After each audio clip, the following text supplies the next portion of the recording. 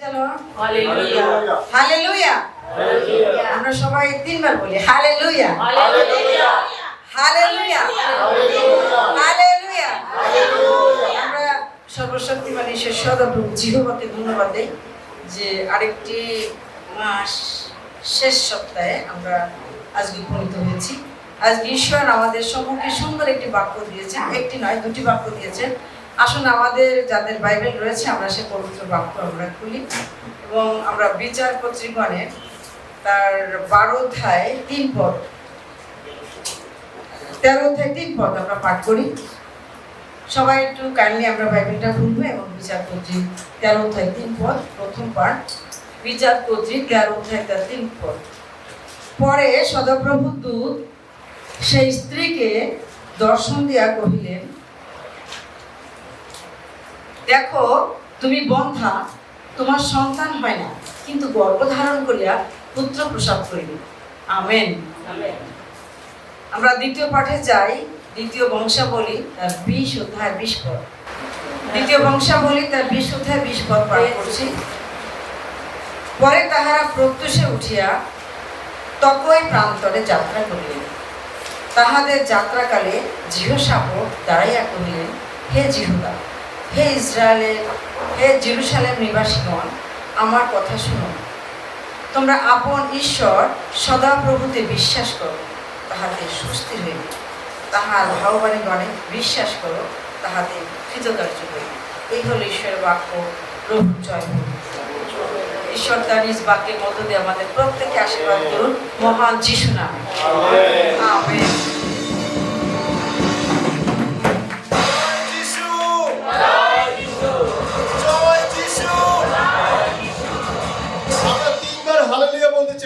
সকল উঠে দাঁড়াবো, প্রভুর খেয়ে সকল উঠে দাঁড়াবো।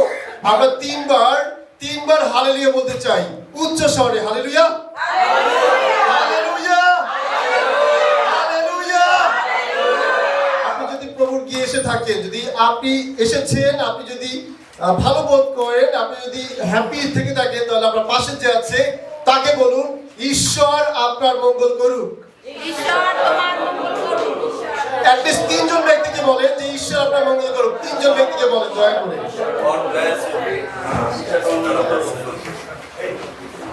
অনেকে বলেনি 3 জনকে বলতে বলেছি। 3 জনকে বলেন, এর বেশি হবে না, 3 জনকে বলতে হবে যে ঈশ্বর আপনার মঙ্গল করুক। ঈশ্বর আপনার মঙ্গল করুক। দুই জন করছে আমার আমেন। Praise the Lord. আসুন আমরা প্রার্থনাতে যাই। স্বর্গস্থ আমার পিতা, তোমাকে আরেকটি ধন্যবাদ জানাচ্ছি। ধন্যবাদ জানাই সুবর্ণ সুযোগের জন্য পিতা। ধন্যবাদ জানাই তুমি আরেকটি দিন আমাদের জীবনে যুক্ত করেছো পিতা। ধন্যবাদ জানাই তোমার অপ্রিমেয় সেই আশীর্বাদ ভালোবাসার জন্য পিতা। তুমি প্রত্যেকটা মুহূর্তে আমাদের জীবনে করে যাচ্ছ পিতা। অনেক সময় আমরা সেই অস্বীকার করি পিতা। অনেক সময় তোমার সেই কাছে আমরা আসতে চাই না, তোমার কাছ থেকে অনেক দূরে চলে যাই পিতা। আজকে এই মুহূর্তে পিতা তোমার সাক্ষাৎ এসেছি। আমরা তোমার সেই ভিতরে রয়েছি, আমরা বিশ্বাস করি পিতা। কারণ এই গৃহ তোমার সেই তুমি সেখানে উপস্থিত রয়েছো পিতা, এবং সেই গৃহের মধ্যে তুমি রয়েছো এবং তোমাতে আমরা রয়েছি পিতা। এই জন্য তোমার সেই মহানামে ধন্যবাদ জানাচ্ছি পিতা। আমরা সে উঠেছি, আমরা তোমার সেই সৈনিক হিসেবে আমরা উঠেছি পিতা, এবং আমরা তোমার সেই পথে চলবো। আমরা প্রবেশ করছি পিতা। আজকে এই মুহূর্তে পিতা তুমি আমাদের জীবনে আইসো পিতা। আমাদের জীবনে তুমি ব্যবহৃত হও পিতা। আমাদের জীবনে আরেকটিবার তুমি তোমার নিজেকে প্রকাশ করো পিতা। সমস্ত গৌরব আমরা তোমাকে আজকে দিব মহান যিশুর নামে পিতা। আমাদের জীবনে যে ধরনের বন্দিদশা রয়েছে, আজকে এই মুহূর্তে প্রার্থনা করছি সমস্ত বন্দিদশা হতে আমাদের জীবনকে তুমি রক্ষা করো মহান যিশুর নামে।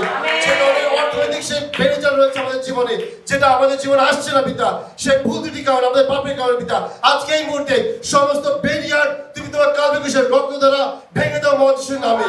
আমাদের জীবনে তুমি তোমার নিজেকে প্রকাশ করো পিতা।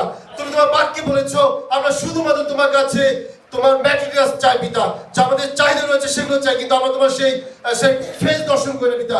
আজকে এই মুহূর্তে আমরা সেই মুখ দর্শন করতে চাই, যাতে সেখানে সেই শক্তি রয়েছে, ক্ষমতা রয়েছে, অনুগ্রহ রয়েছে, সে আশীর্বাদ রয়েছে। আমরা যদি তোমাকে পাই পিতা, আমরা পৃথিবীর সমস্ত কিছু পাই পিতা। তাই আজকে আমরা প্রতিজ্ঞা করছি তোমার সেই ফেস আমরা দর্শন করব মহান যিশুর নামে। আজকে তুমি আমাদের জীবনে আরেকটিবার প্রকাশিত হবে মহান যিশুর নামে। সমস্ত ব্যারিয়ারকে আমরা এই মুহূর্তে মুক্ত ঘোষণা করছি আমাদের জীবন থেকে মহান যিশুর নামে। তুমি আমাদের জীবনে আইসো পিতা। আমাদের জীবনে তুমি ব্যবহৃত হও, তুমি আমাদের জীবন ব্যবহৃত হও পিতা। আমাদের সকল পাপ ক্ষমা করো, সঙ্গে থাকার সঙ্গে চলো। আর এই সকল প্রার্থনা চাই মহান যিশুর নামে। আমেন। আসলে আত্মসাক্ষের সুযোগ ছিল, আমি দেইনি এই কারণে, যদি আসলে আত্মসাক্ষ্য তখন দিই প্রচার কি করবো, এর জন্য কিছুটা হাইড করে গেছি। যেটা সকালবেলা বলেছিলাম, দেখেন আমার আজকে যে প্রচারের যে বিষয় রয়েছে স্বর্গীয় দর্শন, অর্থাৎ ডিভাইন ভিজিটেশন, স্বর্গীয় দর্শন। স্বর্গীয় দর্শন সাধারণত স্বর্গে থেকেই আসে, স্বর্গ থেকে আসে, এবং সাধারণত এটা কোনো ব্যক্তির মধ্যে দিয়ে আসতে পারে, কোনো দূতের মধ্যে দিয়ে আসতে পারে, বা ঈশ্বর স্বয়ং হতে পারে যে আপনার সাথে সাক্ষাৎ করতে আসছেন। আজকে সকালবেলার ঘটনা সেটা বলতেছিলাম যে 7:40 বা 50 মিনিটের মতো এখানে শুধু কেউই আসেনি, কিন্তু আমি জানি যে একজন মা সবসময়ের জন্য অনেক দ্রুত চলে আসে, 8টার আগেও চলে আসে, কিন্তু সে এসেছেন। এবং আমি যখন অফিসের মধ্যে বসে আমি একটু ধ্যান করতেছিলাম যে প্রভু আজকে আমার প্রচারের ব্যাপার, তুমি আজকে আমার মধ্যে দিয়ে কথা বলো, আজকে আমার মধ্যে দিয়ে তুমি নিজেকে প্রকাশ করো। ঠিক এইভাবে প্রার্থনা করছিলাম, হঠাৎ করে আমি শুনতে পাই যে কে একজন এখানে পিয়ানো বাজাচ্ছে। স্পেশালি আপনারা জানেন যে সাধারণত একজন মা সবসময় জন্য এখানে সে পিয়ানো বাজায়, গান টান করে, কিন্তু আমি যখন সকালবেলা এটা যখন ফিল করলাম, আমি সাথে সাথে দরজার কাছে চলে আসছি, এবং পাশাপাশি আমি দরজা খুলে দেখলাম হ্যাঁ এখানে কেউ নেই, শুধুমাত্র মার্টিন ওই পাশে আছে, কিন্তু এখানে আর কেউ নেই। তখনই আমি বুঝলাম যে there is something happen in the church, কারণ এখানে প্রভু আছেন, আমি বিশ্বাস করি, এবং প্রভু তার আত্মাকে এখানে পাঠিয়েছেন। এই যে যে চেয়ারগুলো আসলে ফাঁকা রয়েছে, আমি বিশ্বাস করি সে চেয়ারও পবিত্র আত্মা তার দুধ পাঠিয়েছেন, ঈশ্বর তার দুধ পাঠিয়েছেন, সেখানে বসে আছে। ঠিক এমন ফিলটা হচ্ছে, এইটা হচ্ছে সেই স্বর্গীয় দর্শন, এইটা হচ্ছে সেই স্বর্গীয় দর্শন যেটা ঈশ্বর থেকে সম্পূর্ণ আসে। স্বর্গীয় দর্শন হলো এমন একটি বিষয় যেটা সরাসরি ঈশ্বর থেকে আসে, এবং ঈশ্বর সেই কাজে সরাসরি হস্তক্ষেপ করেন, তার উপস্থিতি এবং প্রভাবকে বাস্তবে পরিণত করেন। এটা কি বাস্তব ছিল না? যেটা আমি আপনাদেরকে বললাম, যে টেস্টিমনিটা দিলাম, এটা কি বাস্তব ছিল না? আমি এসে দেখছি যে এখানে কেউ নেই, কিন্তু এখানে কিবোর্ড বাজছে। আরেকটা আত্মসাক্ষ্য দিই, যেটা আমি এর আগে পূর্বে বলেছিলাম, যখন এখানে পাস্টর ভিক্টর ছিল, ঠিক সন্ধ্যাবেলায় আমি যখন আমার কাজ শেষ হওয়ার পরে আমি চলে যাব, ঠিক ইতিমধ্যে যখন আমি ওনাকে গিয়ে বলবো যে পাস্টর আমি চলে যাচ্ছি, আমার তো কাজ শেষ, আমি বুঝতে পারলাম যে চার্চের মধ্যে অফিস রুমে কেউ একজন কথা বলছে, প্রার্থনা করছে। আর উনি সবসময় জন্য যেটা করতো যে একাকী থাকতো, প্রার্থনা করতো সবসময়। কিন্তু আমি যখন ওনার রুমের কাছে গেলাম বা অফিসের কাছে গেলাম, দেখলাম যে ভিতর থেকে কেউ একজন প্রার্থনা করছে, আর আমার আন্দাজটা সেটাই ছিল যে না, হ্যাঁ হয়তো বা সেই এখানে প্রার্থনা করছে। তো আমি যখন এখানে সবকিছু লক করে চলে গেছি, তার কাছে পার্সোনাল চাবি ছিল। পরের দিন যখন সে আসছে, আমি তার কাছে জিজ্ঞাসা করলাম যে আমি তো আপনাকে দেখলাম যে আপনি প্রার্থনা করছেন, কিন্তু আপনাকে আমি বলতে পারিনি, আপনাকে ডিস্টার্ব করিনি। তো পরে সে আমাকে বললো যে কখন, আমি বললাম যে 5টা বা 5:30টার মধ্যে। আমি তো তখন ছিলামই না, আমি ওখানে ছিলামই না, তা তুমি কার কাছে বলবে? তখন আমি বুঝতে পারলাম যে সেখানেও পবিত্রতা বা দুধ ছিল, যে কিনা আমাদের জন্য, আমাদের মণ্ডলীর জন্য প্রার্থনা করছে। এইটা হচ্ছে সেই ঐশ্বরিক দর্শন, যেটা দুধ আপনার জীবনে এসে আশ্চর্য কাজগুলো করতে পারে, কোনো ব্যক্তি ঈশ্বর আপনার জীবনে পাঠাতে পারে, বা ঈশ্বর স্বয়ং আপনার জীবনে এসে কথা বলতে পারে। এমন কিছু দৃষ্টান্ত আজকে আমরা দেখবো। ঐশ্বরিক দর্শন হলো নিজেকে মানুষের কাছে প্রকাশ করে, যেটা ঈশ্বর করেছেন। এবং ঐশ্বরিক দর্শন হলো মানুষের সৃষ্ট কোনো বস্তু নয়, কোনো জাদুবিদ্যা নয় কোনো ব্ল্যাক ম্যাজিক আর ব্যক্তি পর্যায়ে রাজনৈতিক কোনো ক্ষমতা, বা নয় কোনো অর্থনৈতিক ক্ষমতা, যে অর্থের মধ্যে দিয়ে আপনি ঐশ্বরিক দর্শন ক্রয় করতে পারেন, ঐশ্বরিক দর্শন কিনতে পারেন। কোনো টাকা পয়সা দিয়ে আপনি ঐশ্বরিক দর্শন কিনতে পারবেন না। তবে ঐশ্বরিক দর্শন কেনা যায়। আপনি বিশ্বাস করেন কিনা? যদি বিশ্বাস করে থাকেন, আমি হাতটা দেখতে চাই। ঐশ্বরিক দর্শন কেনা যায়, ঐশ্বরিক দর্শন অবশ্যই কেনা যায়, যদি কিনা আপনার মধ্যে সে বাধ্যতা, নম্রতা, ধার্মিকতা, দানশীল, প্রভুর প্রতি ভয়শীল এবং কঠোর পরিশ্রমী যদি আপনি হয়ে থাকেন। বাস্তব উদাহরণ রয়েছে, অনেক প্রফেট রয়েছে যাদের মধ্যে এই ধরনের গুণাবলী ছিল, এবং ঈশ্বর তার বিনিময়ে তাদের কাছে সেই দর্শন দিয়েছিলেন। এই যদি আপনার মধ্যে থাকে বা আমার মধ্যে থাকে, তাহলে কিন্তু আপনি ঈশ্বরের দর্শন আপনি করতে পারবেন। এমন কিছু বিষয় আমি আজকে উপস্থাপন করতে চাই।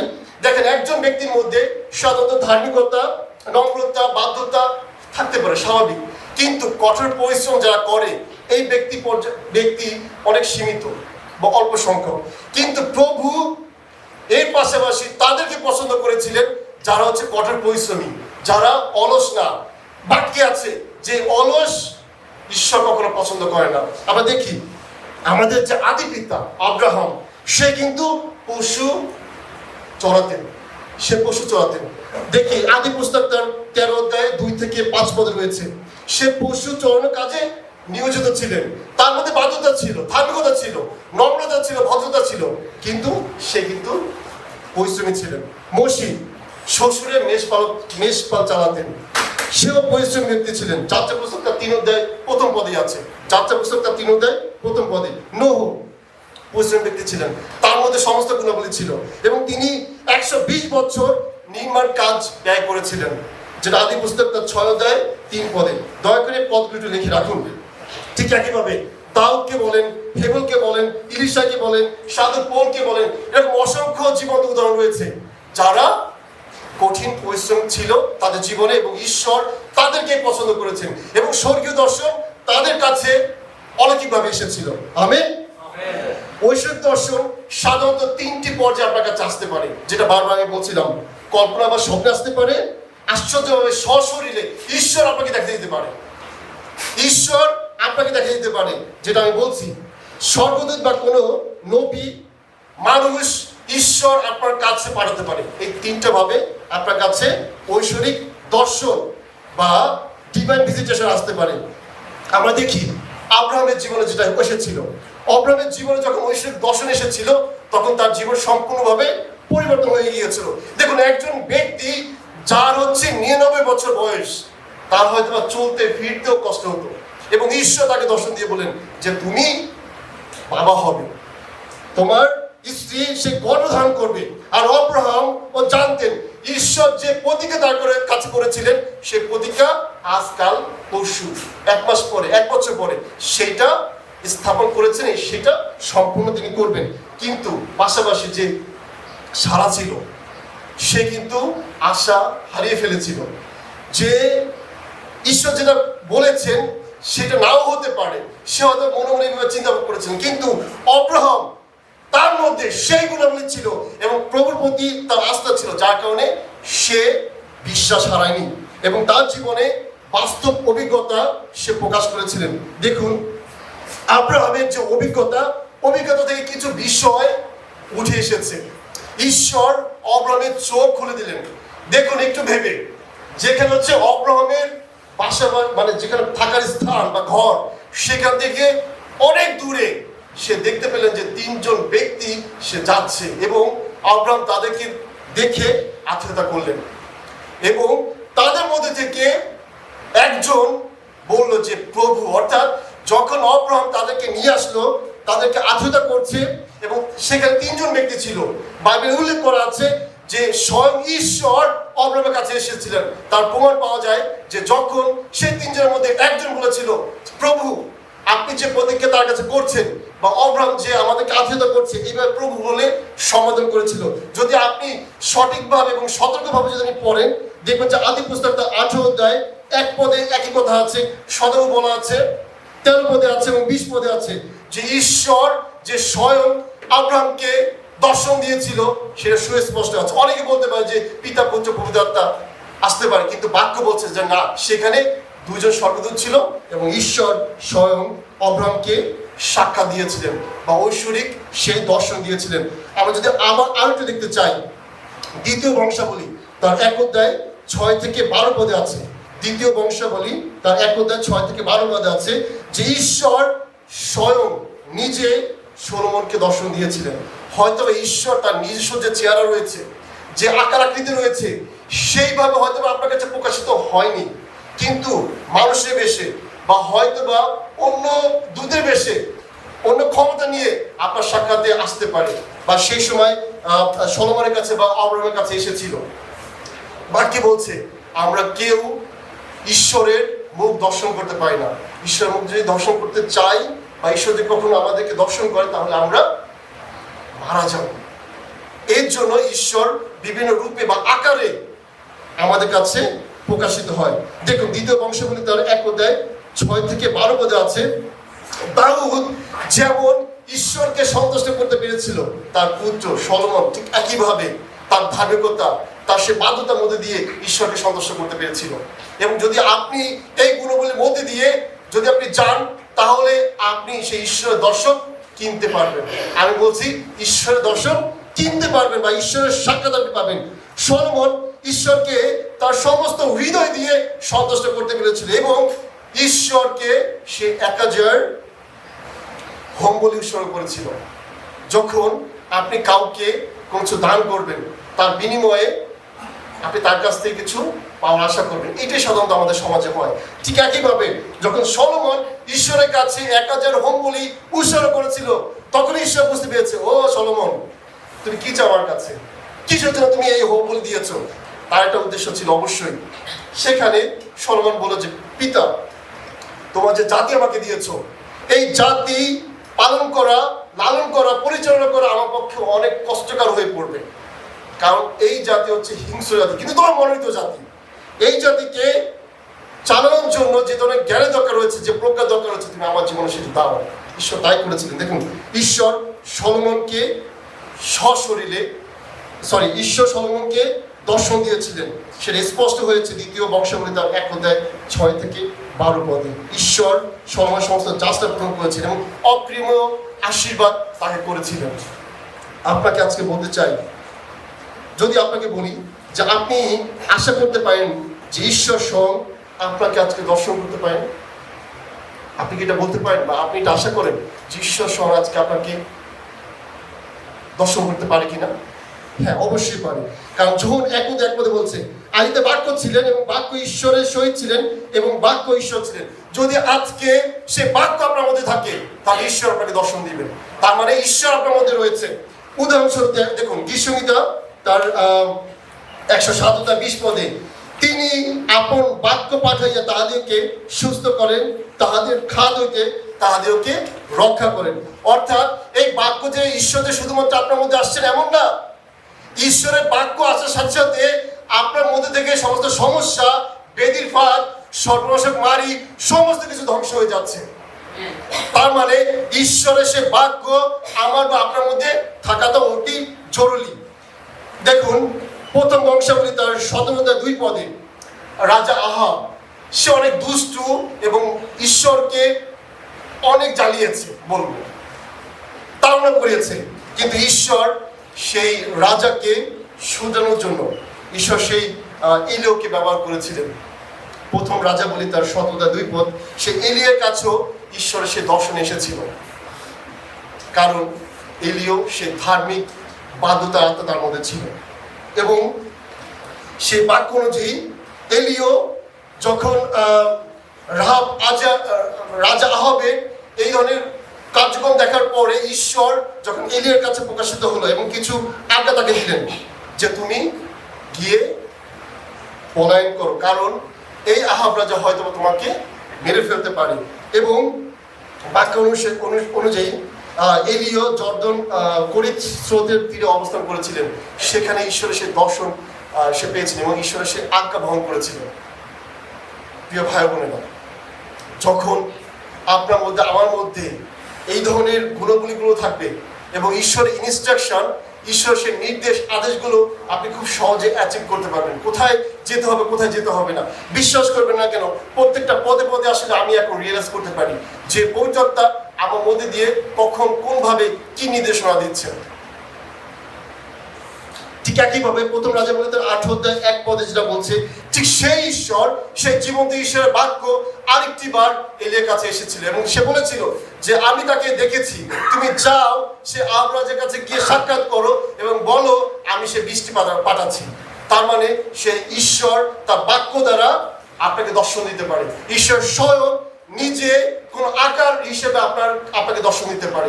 ঈশ্বর দূত পাঠিয়ে বা কোনো ব্যক্তির মধ্যে দিয়ে আপনাকে দর্শন দিতে হবে, কিন্তু আপনাকে বুঝতে হবে যে এই দর্শনটা আসলে আদৌ প্রভুর কাছ থেকে আসছে কিনা। কারণ বাক্যে বলছে শয়তানও কিন্তু দূতের আকার ধারণ করতে পারে, আপনাকে প্রভাবিত করতে পারে, আপনাকে প্ররোচিত করতে পারে, আপনাকে বিপদগামী করতে পারে। এর জন্য আপনার মধ্যে যদি সে বাধ্যতার আত্মা থাকে, সে ধার্মিকতার আত্মা থাকে, তাহলে আপনি রিয়েলাইজ করতে পারবেন দেয়ার ইজ ফ্রম গড, এবং এইটা বুঝতে পারবেন যে এটা শয়তান থেকেও আসছে, এটা আপনি রিয়েলাইজ করতে পারবেন। তাই আমি প্রার্থনা করি ঈশ্বরের সে জীবন্ত বাক্য আজকে আপনাকে দর্শন দিক মহান যিশুর নামে। ঈশ্বরের সেই জীবন্ত বাক্য আজকে আপনাকে দর্শন দিক মহান যিশুর নামে।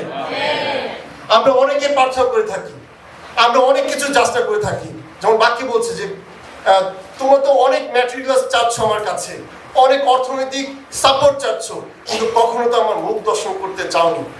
যদি আমি যদি ঈশ্বরের মুখ দর্শন করতে পারি তাহলে বুঝবেন যে আমি সমস্ত কিছু পেয়েছি। অর্থাৎ ঈশ্বর যদি আমাদের জীবন থাকে তাহলে সবকিছু চাওয়া পাওয়া আমাদের পূরণ হবে।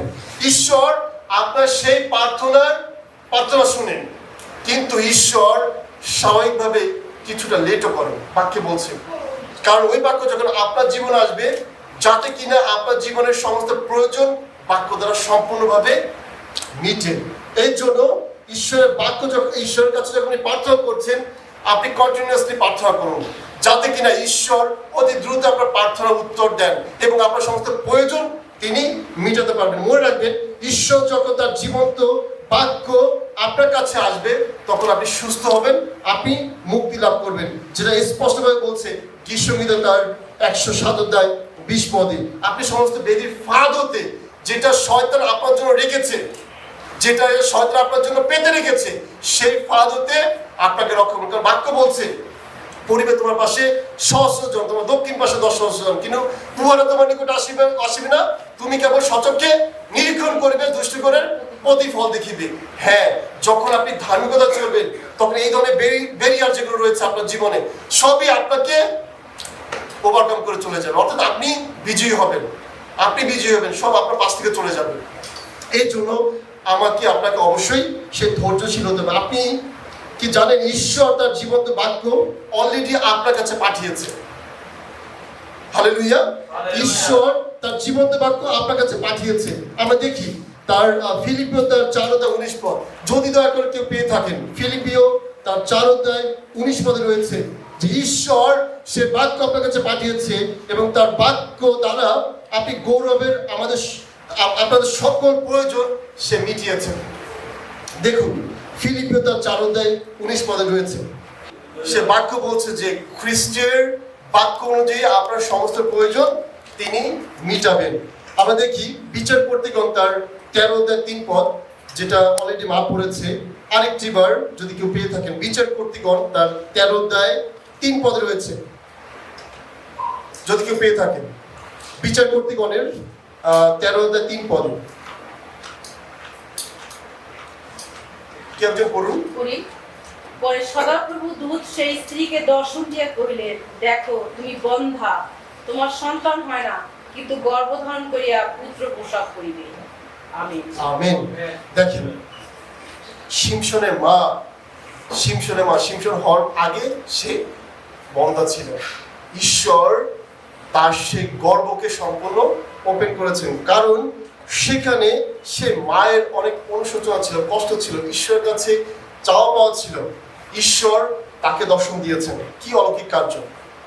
একটা টেস্টিমনি দিই, যেটা সাধারণত এর আগে সম্ভবত বলেছি কিনা, যে ড্যাডি জিও তার হচ্ছে যখন 70 বছর বয়স, তিনি প্রত্যেক বছর তার এই জন্মদিন পালন করার সময় কিছু ঈশ্বরের কাছে চেয়ে থাকেন যে পিতা এই জিনিসগুলো দাও। ঠিক একইভাবে যখন তার 70 বছর হবে এবং সবাই যখন তার বার্থডে সেলিব্রেশন করছে, ঠিক সেই সময় ঈশ্বরের কাছে সে একটা জিনিস চেয়েছিল যে পিতা তুমি এই বছর আমার এই মণ্ডলীর জন্য 70,000 সন্তান দাও, 70,000 সন্তান দাও। এবং যখন এটা প্রার্থনা করছিল তখন একজন পরিবার সেটা সাদরে গ্রহণ করেছে এবং বিশ্বাস করবো না, তার পরবর্তী বছর সে কি আত্মসাক্ষ্য দিয়েছে যে তার যে আত্মসাক্ষ্য দিয়েছে তার স্ত্রী একবারে 3টা সন্তান হয়েছে, জন্ম সন্তানের থেকেও বেশি। ঠিক একইভাবে দেখেন ঈশ্বর কি অলৌকিক কাজ করতে পারে, যে বন্ধা, যার হচ্ছে সন্তান হওয়ার ক্ষমতা নেই, তাকে সে গর্ভ সম্পূর্ণভাবে খুলে দিয়েছে এবং তার জীবনে ঈশ্বর অলৌকিকভাবে প্রকাশিত হয়েছে। এবং সেই শিমশনের জীবন আমরা জানি যে শিমশন কিন্তু অলৌকিকভাবে ঈশ্বরের কাজে ব্যবহৃত হয়েছে, তার নিজেকে প্রকাশ করেছে। ঠিক একইভাবে ঈশ্বর যখন চান তিনি স্বর্গদূত পাঠিয়ে স্বর্গীয় দর্শন করান। তবে বিশ্বাস্ত ও ধার্মিকতা থাকা অত্যন্ত জরুরি আমাদের জীবনে। যদি আপনার মধ্যে এই সমস্ত বিষয় না থাকে, এগুলো যদি না থাকে, তাহলে কিন্তু ঈশ্বরের দর্শন আপনার জীবনে কখনই আসতে পারে না। আমরা দেখি আরেকটি উদাহরণ, যে লূক তার 1 অধ্যায় 3 থেকে 20 পদে রয়েছে যে সখরীয়, তার জীবনে দেখি তাকেও কিন্তু ঈশ্বর দর্শন দিয়েছে। সে কিন্তু একজন প্রবল ব্যক্তি ছিল এবং সেই মণ্ডলীতে সে কাজ করতো, মণ্ডলীতে পরিচর্যা সে কাজ করতো, অনেক কিন্তু সে সাজানো গোছানো কাজ করতো। ঠিক একইভাবে যখন ঈশ্বর তার হৃদয় দেখতে পেলেন, ঈশ্বর তার জীবনে প্রকাশিত হলেন এবং বললেন যে দেখেন একইভাবে যে তারও স্ত্রী সেই বন্ধা ছিলেন এবং ঈশ্বর তারও সেই গর্ভ খুলে দিলেন এবং সেও সেই পুত্র প্রসব করলেন। এবং এরকম অনেক অলৌকিক কার্য আছে যেগুলো প্রভু থেকে আসে, যদি কিনা আমরা সঠিকভাবে জীবনযাপন করি। আপনি হয়তো বলতে পারেন, আমি কিভাবে বুঝতে পারি বা ধারণ করতে পারি যে এই ব্যক্তি প্রভু হতে এসেছে? সত্য কথা, এটা আমাদের মধ্যে অনেক সময় প্রশ্নবিদ্ধ হয়। আমাদের মনে যে অনেকে তো আসলে প্রচার করছে, অনেকে হয়তো প্রভু বলছে, অনেকে হয়তো অনেকই কাজ করছে, কিন্তু আদৌ কিছু বিষয় থাকে আমাদের মধ্যে সন্দেহজনক যে এটা কি প্রভু মধ্যে দিয়ে হচ্ছে। অনেক জাদুবিদ্যা যখন আপনি বাইরে দেখবেন, তখন কিন্তু আপনি মনে করবেন যে না, সে হচ্ছে অলৌকিক সেই ক্ষমতাশালী ব্যক্তি, কিন্তু সে এটি ঈশ্বরের পরাক্রমে করছে না তার জাদুবিদ্যা বা কালম্যাজিক দেওয়া করছে, এটা আসলে আপনি অনেক সময় বুঝতে পারবেন না। এর জন্য আপনাকে এটা চিহ্নিত করার জন্য ওই ধরনের গুণাবলী আপনার জীবনে অবশ্যই থাকতে হবে। ঈশ্বর মানুষকে দূত হিসাবে আপনার কাছে পাঠাতে পারেন। দেখুন, দ্বিতীয় রাজাবলী তার 5 অধ্যায় 1 থেকে 14 পদে রয়েছে। দ্বিতীয় রাজাবলী তার 5 অধ্যায় 1 থেকে 14 পদে আমরা সেই ছোট্ট বালিকার কথা জানি, যে হচ্ছে নামানের স্ত্রী, যাকে সে পরিচর্যার কাজে নিয়োজিত ছিল, তাকে নিয়ে আসা হয়েছিল এবং সেই বালিকা সে বলেছিল তার স্ত্রীকে, নামানের স্ত্রীকে, যে আমি একজন ব্যক্তিকে চিনি যে হচ্ছে প্রভুর অলৌকিক কাজ করে। যদি আমার প্রভু অর্থাৎ নামান যদি সেই ভাবাদির কাছে যায়, তাহলে সে সম্পূর্ণভাবে সুস্থ হতে পারে, সুস্থ হতে পারে। ঠিক একইভাবে দেখেন, সেই বালিকাকে ঈশ্বর ব্যবহার করেছিলেন নামানের সুস্থতার জন্য। সেই মেসেজটা শুধুমাত্র দেওয়া মাত্রই সে কিন্তু সুস্থতা হয়েছে এবং সে যখন ভাবাদির কাছে গেল এবং সে ভাবাদি যেভাবে তাকে প্রফেসি করলো বা যে আদেশ দিল, সে পরবর্তীতে মারার কারণে সে সম্পূর্ণভাবে সুস্থ হতে। এরকম অনেক সত্য বা জীবন্ত উদাহরণ রয়েছে যা ঈশ্বর বিভিন্ন ব্যক্তির মধ্যে দিয়ে আমাদের জীবনে প্রকাশিত করেন। আমি প্রার্থনা করি, ঈশ্বর আপনার ভাগ্য পরিবর্তনকারী এমন ব্যক্তিকে অতি দ্রুত আপনার জীবনে পাঠাবে মহান যিশুর নামে। তাই প্রিয় ভাই বোনরা, আমাদের অবশ্যই অতিথি পরায়ণ হতে হবে। কারণ আপনি তো জানেন না আপনাকে সাহায্য করবার জন্য ঈশ্বর মানুষরূপী কোন ব্যক্তিকে আপনার জীবনে পাঠিয়েছেন। গতকালকের কথা, এটা আসলে আত্মসাক্ষ্য না, কিন্তু এনকারেজ করি যাতে কিনা আপনি বুঝতে পারেন। আমি মিরপুর থেকে আসছি, প্রচন্ড পরিমাণ ঝড় এবং প্রচন্ড পরিমাণ বৃষ্টি। তো আমি যখন 13তে আসছি, তখন একজন ব্যক্তি, সে অটো রিক্সা চালক এবং এই ক্যান্টনমেন্টের ভিতরে তো আসলে আসা সম্ভব না। তো আমি আরেকটা রিক্সা নিলাম। রিক্সা নিয়ে যখন আসছি, ওখানে তো অনেক রিক্সাওয়ালা। তো বিষয় হচ্ছে কি, যারা এখানে আসবে, মানে এই কাকলিতে আসবে, ঠিক তারা অনেক বেশি করে অর্থ আসলে চাচ্ছে। যেখানে ভাড়া হচ্ছে 40 টাকা, সেখানে হচ্ছে 80 টাকা করে চাচ্ছে, 100 টাকা করে চাচ্ছে, কারণ বৃষ্টি হচ্ছে অনেক বেশি। কিন্তু একটা ভদ্রলোক, সে আমাকে 40 টাকায় চাইলো এবং আমি যখন এখানে এসে নামলাম, তাকে আমি বড় একটা অ্যামাউন্ট দিলাম। কিন্তু বিশ্বাস করবে না কেন, ওই ব্যক্তি এতটা পরিমাণ খুশি হয়েছে এবং সে আমাকে একটা জিনিস দিতে চাইলো। হ্যাঁ, তো পরে আমি আসলে এটা নিলাম না, এবং আমি নিলাম না এই কারণেই, কারণ আমি জানি না যে তার মধ্যে আসলে কি ছিল। এবং মানে সে আমাকে এইভাবে বলছিল যে ভাই, আমার কাছে একটা জিনিস আছে যেটা আসলে আমি জানি না, কিন্তু আমি আপনাকে দিতে চাই। কিন্তু আমি বললাম যে না, আসলে আমার কিছু দরকার নেই, কারণ অনেকে কিন্তু এভাবে কিন্তু ফাঁদ পেতে রাখে, অনেকে কিন্তু ফাঁদ পেতে রাখে, কিন্তু আমার মধ্যে এমনভাবে কথা বলছিল যে না, আসলে ওই জিনিসটা তার কাছ থেকে গ্রহণ করিস না। কারণ এখানে হচ্ছে যখন আমি নামছি দুই পাশে হচ্ছে আর্মি, কথার কথা ঈশ্বর না করুন যদি ওই জিনিসটা আমি গ্রহণ করতাম হয়তো বা আমি সেই ফাঁদের মধ্যে পড়ে যেতে পারতাম। কিন্তু ওই মুহূর্তে ঈশ্বর আমাকে ব্যবহার করছে এবং ঈশ্বর আমাকে বলেছে যে না, এটা গ্রহণ করিস না। কিন্তু আমি ওখান থেকে গ্রহণ না করে আমি জানি এইটা হচ্ছে ঈশ্বরের হচ্ছে সেই ভিজিটেশন। তাই ঈশ্বরের ভিজিটেশন আপনি পাওয়ার জন্য অনেক সময় অতিথি পরায়ণ আপনাকে হতে হবে, আপনাকে সাহায্য বা সহযোগিতার হাত বাড়িয়ে দিতে হবে। দেখুন ইব্রিয়তা 13:2 পদে, ইব্রিয়তা 13:2 পদ যদি কেউ পান তাহলে পড়বেন। কেন আপনি অপরিচিত বা যে অসহায় তাকে সাহায্য সহযোগিতা করবেন? দেখুন খুব স্পষ্টভাবে বলা আছে ইব্রিয়তা 13:2 পদে, ইব্রিয়তা 13:2। আচ্ছা আমি পড়ে যাচ্ছি। কেননা তদ্দ্বারা কি সে সাহায্যের জন্য কেহ কেউ না জানিয়া দূতগণেরও আতিথ্য করিয়াছে। আপনার কাছে ঈশ্বর কোনো ব্যক্তিকে পাঠিয়েছে বা কোনো দূতকে পাঠিয়েছে বা কোনো অসহায় ব্যক্তিকে পাঠিয়েছে, কিন্তু আপনি তাকে সাহায্য করেছেন। কিন্তু এই সাহায্যকারী হতে পারে, এই সাহায্য গ্রহণকারী হতে পারে সেই স্বর্গীয় দূত, যে আপনার কাছে পরীক্ষা করার জন্য এসেছে, আপনার মনকে দেখার জন্য এসেছে কি আদৌ আপনি সাহায্য করেন কিনা। যখন আপনি এই ধরনের সাহায্য সহযোগিতাগুলো করবেন তখন কিন্তু আপনার যে প্রয়োজনগুলো আছে সেগুলো সম্পূর্ণ মিটে যাবে বা ঈশ্বর আপনার প্রয়োজন মিটাবে। ঠিক একটু ভাবুন, যদি আজকে সে বালিকা যে নামানের গৃহে কাজ করেছিল এবং প্রভু তার মধ্যে দিয়ে কথা বলেছে, নামানকে সুস্থ করেছে, যদি আজকে সেই বালিকা ওই গৃহে না থাকতো তাহলে কিন্তু নামান হয়তো প্যারালাইজড হয়ে যেত, পঙ্গুত্ব বরণ করতো বা হয়তো একটা সময় মারা যেত।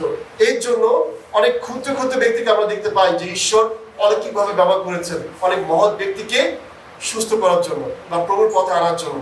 এর জন্য যারা অসহায় তাদের প্রতি অবশ্যই আমাদের করুণাবিষ্ট হতে হবে। অনেক সময় হয় আমরা আমাদের খারাপ সময়ে ঈশ্বরকে জলাঞ্জলি দিই এবং ঈশ্বরের দূতকে যে পাঠিয়েছে তাদেরকে আমরা চিহ্নিত করতে পারি না, আমাদের খারাপ আচরণ মধ্যে দিয়ে তাদেরকে হয়তো দূর করে দিই। কিন্তু আসলে সেই সমস্যা সেই কারণে আমরা আমাদের যে সমস্যা আমাদের জীবনে থেকেই যায়, আমরা সেই সমস্যা থেকে উত্তরিত হতে পারি না। এর জন্য যারা অসহায় তাদেরকে সহযোগিতা করা অত্যন্ত দ্রুত। আমাদের সাধু পৌল আমাদেরকে একটা বিষয় মনে করিয়ে দিচ্ছে। আমরা দেখি গালাতীয় তার 6:10 পদ, গালাতীয় তার 6:10 পদ যদি কেউ পেয়ে থাকে দয়া করে পড়বেন। গালাতীয় তার 6:10 পদ।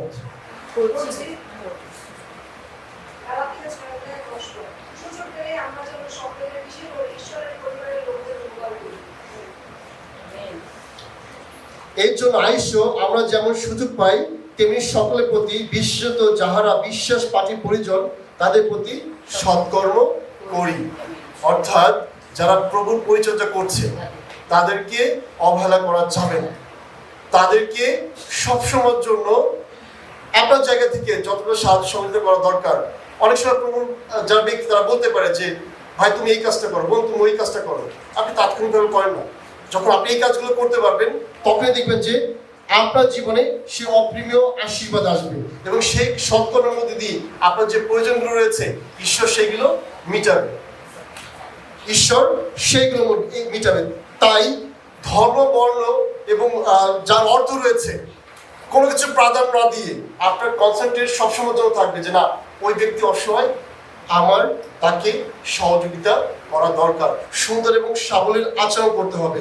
কারণ আপনি কখনো বুঝতে পারেন না হয়তোবা ঈশ্বর তাকে বাহক হিসেবে আপনার কাছে পাঠিয়েছেন, আপনার সমস্যা থেকে আপনাকে উত্তরণ করার জন্য ঈশ্বর হয়তোবা সেই ব্যক্তিকে পাঠিয়েছেন আপনার জীবনে। হয়তোবা সে ক্ষুদ্র হতে পারে, হয়তোবা তার টাকা পয়সা নেই, সে অসহায় দরিদ্র, কিন্তু প্রভু সেই দরিদ্র ব্যক্তিকে আপনার জীবন পরিবর্তন করার জন্য হয়তো পাঠাতে পারে। তাই দয়ালু মনোভাব হতে হবে তাদের প্রতি যারা অসহায়। ঈশ্বরের স্বর্গের আশীর্বাদের দ্বার তাহলে আপনার জন্য সম্পূর্ণভাবে উন্মুক্ত হবে। আমি এই প্রার্থনা করি ঈশ্বরের পাঠানো দূতের প্রতি আপনি দয়াশীল হবেন এবং আপনি স্বর্গীয় দর্শন মিস করবেন না মহান যিশুর নামে। আমি প্রার্থনা করি ঈশ্বরের পাঠানো দূতকে আপনি অবহেলা করবেন না, তার প্রতি আপনি দয়াশীল হবেন এবং আপনি স্বর্গীয় দর্শন মিস করবেন না মহান যিশুর নামে।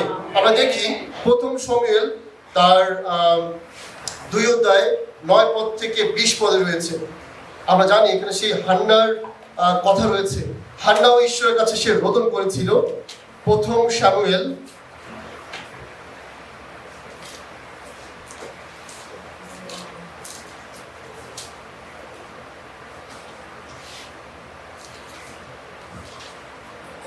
প্রথম শামুয়েল তার 1:9-20 পদে রয়েছে যে হান্না চার্চে গিয়ে সে ঈশ্বরের কাছে ক্রোধন করেছিল যে প্রভু তুমি আমার জীবনে সদয় হও এবং তুমি আমার জীবনকে দর্শন করো এবং আমি তোমার কাছে যে সন্তান চাই, যে সন্তান তুমি আমার জীবনে দিবে, সেই সন্তান আমি তোমার উদ্দেশ্যে উৎসর্গ করব। প্রত্যেকটা পিতা মাতারই ইচ্ছা যে তার জীবনে সন্তান আসুক। এটা অ্যাজ এ পিতা মাতা হিসেবে আমরা সবাই চাই, কিন্তু তাদের কষ্ট আসলে বোঝার ক্ষমতা কিন্তু আমাদের নেই যাদের সন্তান নেই, যারা হচ্ছে বন্ধা, যারা হয়তো এই পারিবেশিক পরিবেশের মধ্যে অ্যাডজাস্ট করছে, নিজেকে অ্যাডজাস্ট করে চলছে, তাদের মনের সেই আকুতি বা তাদের মনে যে কান্না আসলে আমরা শুনতে পাই না। কিন্তু যখন ঈশ্বরের কাছে সমস্ত কিছু হান্না ঢেলে দিলেন, তখন ঈশ্বর কিন্তু দেখুন তার অন্তরে কথা বলে তাকে সে আশীর্বাদ করেছিলেন এবং সেই এলিকে ঈশ্বর পাঠিয়েছিলেন যে তুমি তার জীবনে প্রফেসি করো, এবং ঠিক এলি তার জীবনে প্রফেসি করলেন এবং তার গর্ভ সম্পূর্ণভাবে উন্মুক্ত হলো এবং সে পুত্র প্রসব করলো। দেখুন ঈশ্বর, তবে আপনার জীবনে সেই তীব্র আকাঙ্ক্ষা থাকতে হবে, বাধ্যতা থাকতে হবে, ধার্মিকতা থাকতে হবে।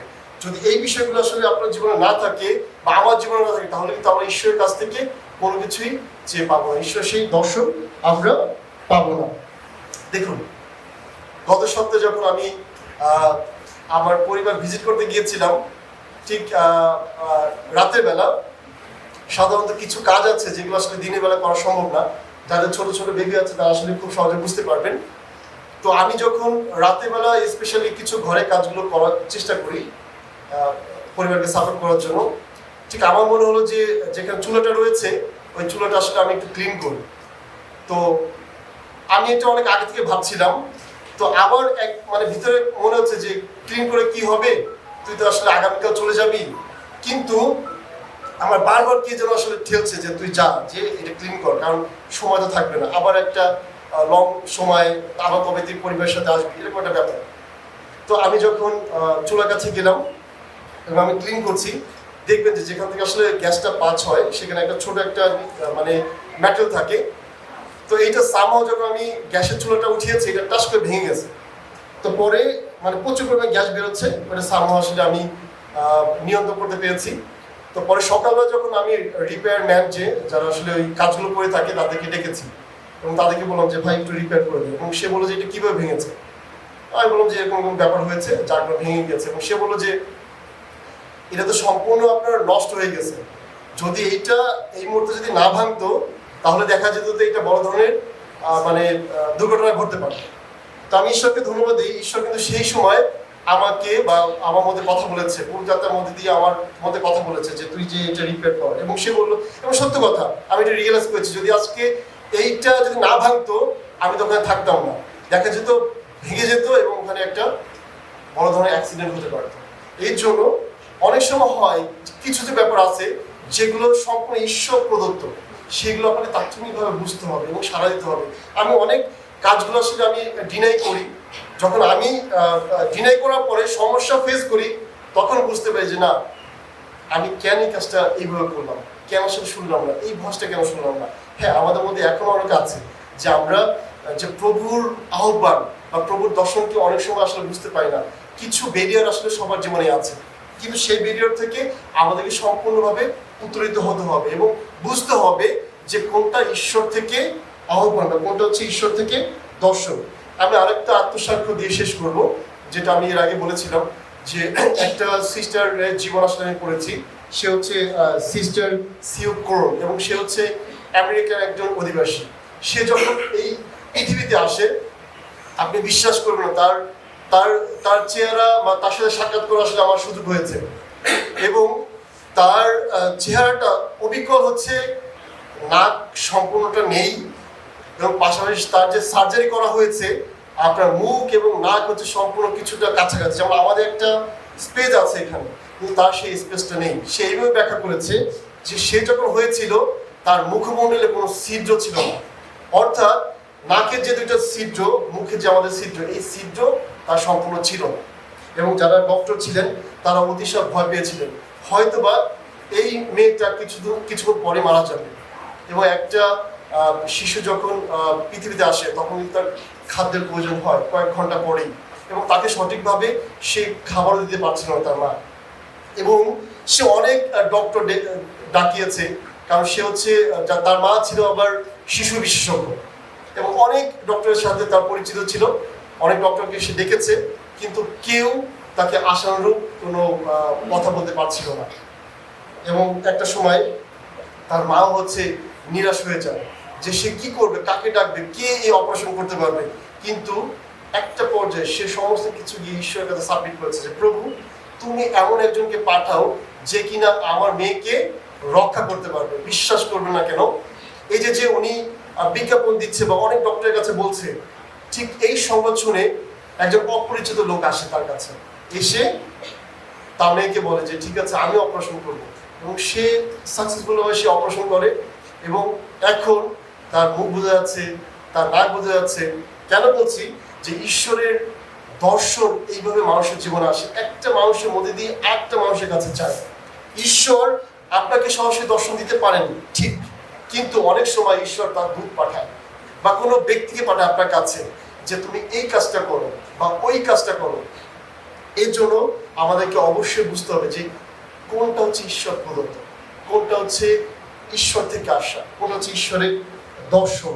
এর জন্য সমস্ত কিছু ঈশ্বরের কাছে সাবমিট করতে হবে। যদি আপনি সব কিছু ঈশ্বরের কাছে সাবমিট করেন, তখনই কিন্তু ঈশ্বর আপনাকে দর্শন দিবেন মহান যিশুর নামে।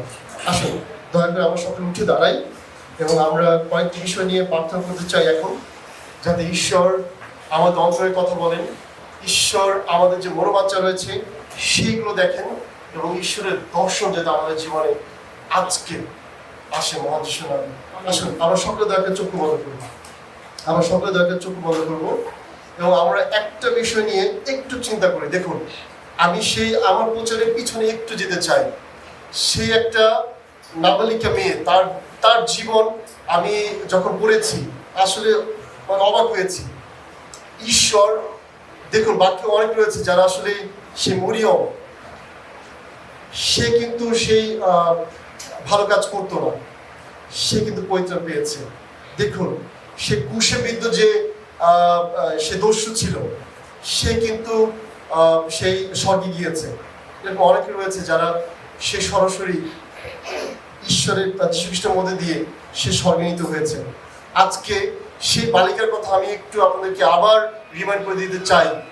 ঈশ্বর সেই ক্ষুদ্র বালিকাকে ব্যবহার করেছিলেন নামানের কুষ্ঠটা থেকে রক্ষা করার জন্য। যদি আজকে সেই নাবালিকা তার ঘরে না থাকতো, তার স্ত্রী পরিচর্যার কাজ যদি নিয়োজিত না হতো, তাহলে সেই নামান হয়তোবা মারা যেত। ঠিক একইভাবে আজকে একটু রিয়েলাইজ করার চেষ্টা করুন যে আদৌ আপনি এমন কোনো ভুল করেছেন কিনা যে কারণে যে ঈশ্বর এখন আপনাকে দর্শন দিচ্ছে না। ঈশ্বর বলেছেন যে তুমি প্রার্থনা করো, এবং ঈশ্বর কিন্তু আপনার প্রার্থনা শুনছেন এবং ওয়েট করছেন যে আপনার জীবনে সে বাক্য প্রেরণ করবে, এবং সেই বাক্য সম্পূর্ণভাবে আপনার প্রয়োজন মিটাবে। এর জন্য এমন কিছু কিনা আপনার জীবনে আছে যেটার কারণে আপনি ঈশ্বরের দর্শন এখন করতে পারছেন না, বা ঈশ্বরের দর্শন আপনার জীবনে আসছে না। যদি এমন কিছু থেকে থাকে, ভুল ভ্রান্তি, পাপ, অপরাধ বা অন্য অনেক গোপনীয় বিষয় যেটা ঈশ্বরের সাক্ষাতে নোংরামি বা ঈশ্বরের সাক্ষাতে সেটা পাপ, আজকে এই মুহূর্তে আপনি সেই বিষয়গুলো ঈশ্বরের সাক্ষাতে তুলে ধরুন, যাতে ঈশ্বর সেই সাহায্যকারী আপনার জীবনে পাঠান, বা ঈশ্বর স্বয়ং আপনার জীবনে আসে, ঈশ্বর তার দর্শন আপনাকে দেন। আমরা দয়া করে সবাই একটু চোখ বন্ধ করবেন এবং একটু আপনি আপনার মধ্যে থেকে রিয়েলাইজ করার চেষ্টা করুন, উপলব্ধি করুন দয়া করে যে এমন কিছু আছে কিনা। আজকে প্রভু আপনাকে ডাকছেন, প্রভু চাচ্ছেন যে আপনার জীবন সম্পূর্ণ নতুন করে করতে, আপনার জীবন প্রবেশ করতে। যাতে আপনার জীবন সম্পূর্ণভাবে পরিবর্তন হয় এবং আপনি ধার্মিকতায়, বাধ্যতায়, নম্রতায় জীবনযাপন করেন এবং তার নতুন সৈনিক হয়ে ওঠেন। আর এই সকল প্রার্থনা চাই মহান যিশুর নামে। স্বর্গস্থ মহান পিতা, তোমাকে হাইটুকু ধন্যবাদ জানাচ্ছি পিতা। ধন্যবাদ জানাচ্ছি তুমি আমাদেরকে যেভাবে ব্যবহার করেছো, যে বাক্য আজকে আমাদের জীবন দিয়েছিলে পিতা, সেটা পরিচর্যা করছে এবং বাক্যের বাধ্য হতে তুমি সাহায্য করো মহান যিশুর নামে। পিতা, তুমি আজকে আমাদের জীবনে দর্শন দাও। আজকে যে জায়গাতে আমাদের জীবনে দর্শন দরকার রয়েছে, তোমার সেই স্পর্শ দরকার রয়েছে পিতা, তুমি আজকে এই মুহূর্তে আমাদেরকে সে দর্শন দাও, স্পর্শ করো মহান যিশুর নামে। পিতা, যে ধরনের ব্যারিয়ারগুলো আমাদের জীবনে রয়েছে, বাধা বিপত্তিগুলো রয়েছে, যার কারণে সেই তোমার সে মুখ দর্শন আমরা করতে পারছি না, তোমার কাল কিশোর রক্ত সেগুলো শোষণ করছি এবং সমস্ত কিছু ধ্বংস করছে মহান যিশুর নামে। আমাদের সমস্ত বন্ধুদের সাথে আমাদের জীবনকে তুমি রক্ষা করো মহান যিশুর নামে। আমরা সবসময় তোমার কাছে সেই পৃথিবীস্থ অনেক কিছু চাই পিতা। তুমি বাকি বলেছো যে তোমার মুখ দর্শন করতে, আজকে আমরা তোমার সেই মুখ দর্শন করতে চাই মহান যিশুর নামে। তুমি আমাদের জীবনে সেই দুধ পাঠাও, সেই দুধ কিনা আমাদের জীবনকে সম্পূর্ণভাবে পরিবর্তন করবে এবং সম্পূর্ণ তোমার পথে চলতে সাহায্য করবে মহান যিশুর নামে। পিতা, ধন্যবাদ জানাচ্ছি বিগত মাসগুলো, যে মাসগুলো তুমি আমাদেরকে সুরক্ষা দান করেছো। তবে এটা আমাদের ক্ষমতা না, আমাদের বল নয় পিতা, কিন্তু তোমার সেই অনুগ্রহের মধ্যে সমস্ত কিছু হয়েছে। আমাদের পরিবারকে তুমি ভালো রেখেছো পিতা। আমরা যদি ভালো না থাকতাম তাহলে তোমার সাক্ষাৎ আসতে পারতাম না পিতা। সে অনেক সময় তোমাকে বলতে অস্বীকার করি পিতা, তোমার পিছনে সে ব্যাকবাইটিং করি পিতা। অনেক সময় আমরা বুঝতে চাই না, কিন্তু এই সকল কিছু আমাদের পাপ, আমাদের সকল পাপ তুমি ক্ষমা করো মহান যিশুর নামে। আজকে এই মুহূর্তে পিতা, আমরা যে অন্তঃস্থল নিয়ে তোমার সাক্ষাতে এসেছি, তুমি অন্তর্যামী ঈশ্বর, তুমি সমস্ত কিছু পূরণ করো মহান যিশুর নামে। আমাদের সকল পাপ ক্ষমা করো, আমাদের বাইরে যাওয়া ভিতরে আসা সমস্ত কিছু তুমি নিয়ন্ত্রণ করো, সঙ্গে থাকো, সঙ্গে চলো। আর এই সকল প্রার্থনা চাই মহান যিশুর নামে। Amen, amen. ঈশ্বর আমাদেরকে আশীর্বাদ দান করো মহান যিশুর নামে। প্রত্যেককে আমি খ্রিস্টীয় শুভেচ্ছা এবং স্বাগতম জানাই যিশু নামে। আসুন আমরা এই সময় হাত বাড়িয়ে দিই প্রভুর এই সন্তানের জন্য, যেন সেও আশীর্বাদ প্রাপ্ত হয়, তার পরিবার আশীর্বাদ প্রাপ্ত হয়। আসুন আমরা প্রার্থনায় যাই। প্রেমময় সর্বশক্তিমান জীবন্ত ঈশ্বর পিতা, আমরা ধন্যবাদ জানাই, গৌরব করি, প্রশংসা করি পিতা, কারণ আপনি মহান ঈশ্বর, মহাপবিত্র ঈশ্বর, জীবন্ত ঈশ্বর, সত্য ঈশ্বর, আমাদের মুক্তিদাতা ঈশ্বর, আমাদের সৃষ্টিকর্তা ঈশ্বর পিতা। আমরা ধন্যবাদ জানাই অদ্য আপনার জীবন্ত বাক্যের জন্য পিতা। আপনার সেই ঐশ্বরিক দর্শন প্রভু আমাদের প্রত্যেকের জন্য একান্ত দরকার পিতা। যিশু নামে আমাদের প্রত্যেক আশীর্বাদ করুন যিশু নামে পিতা। বিশেষভাবে পিতা আপনার সন্তানকে আপনার চরণ ধরে রাখি পিতা। নাসরত যিশু নামে আপনার আত্মায় পরাক্রমে আপনার গৌরবার্থে ব্যবহার করুন নাসরত যিশু নামে পিতা। আপনার পবিত্র আত্মায় তাকে পরিপূর্ণ করুন যিশু নামে পিতা। পবিত্র আত্মার অভিষেকের স্তর তাকে দ্বিগুণ করুন যিশু নামে পিতা। ইলিশায়ের মতো তাকে আশীর্বাদ করুন যিশু নামে পিতা। তার স্ত্রী পরিবার পরিজনের প্রতি মঙ্গল করুন যিশু নামে পিতা। আপনি আপনার গৌরবার্থে তাকে বিশেষভাবে আপনি ব্যবহার করুন পিতা। তাদের যা প্রয়োজন রয়েছে শারীরিক, মানসিক, আত্মিক, জাগতিক ভাবে আপনি দিয়ে তাদের আশীর্বাদ যুক্ত করুন যিশু নামে পিতা। এবং তার স্ত্রী এবং তার মাকে আশীর্বাদ করুন যিশু নামে পিতা। তাদের সুস্থতা সফলতা দান করুন যিশু নামে পিতা। তাদের সঙ্গে থাকুন, আপনার গৌরবার্থে ব্যবহার করুন। এই প্রার্থনা আপনার প্রিয় পুত্র প্রভু যিশু খ্রিস্টের নামে দয়া করে শ্রবণ এবং গ্রাহ্য করুন। আমেন।